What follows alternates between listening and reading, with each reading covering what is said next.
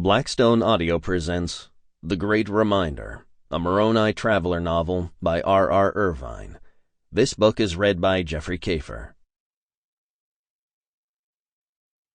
1.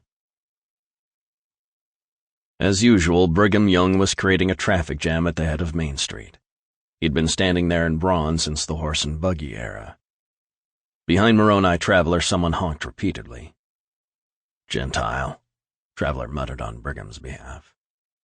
Double-lane traffic had come to a standstill at the point where South Temple shrank to a single buggy-sized lane.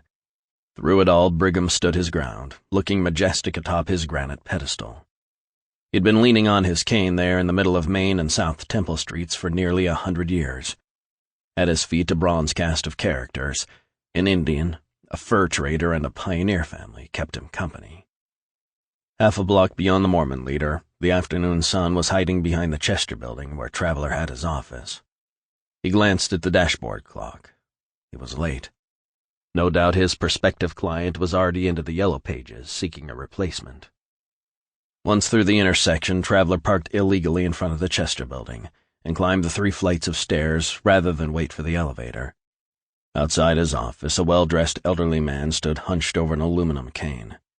When Traveler opened the door for him, the man gently tapped the rubber tip against the frosted glass panel and scowled. "It says Moroni Traveler and Son."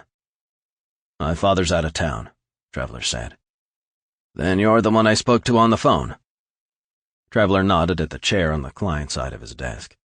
4 feet away, his father's desk had its own client's chair.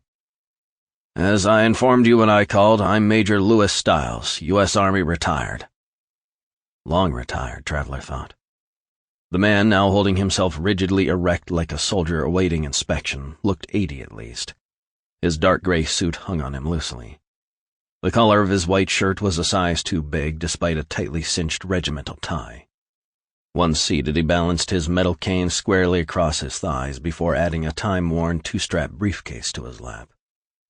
"When you called," Traveler prompted, "you asked for an immediate appointment." Major Stiles's arthritic hand showed a maze of blue veins as he transferred his briefcase to the floor beside his chair. Free of it, he pointed a crooked finger at the open window behind Traveler. "I came here directly from the temple across the street." Traveler started to swing around to join in the view of Salt Lake City's Mormon landmark, then caught himself and kept his eyes on his prospective client. "May I ask you something personal, Mr. Traveler?" Traveler nodded. "Are you one of us? Are you LDS?" "The closest I come is people threatening to baptize me when I—" Sample complete. Ready to continue?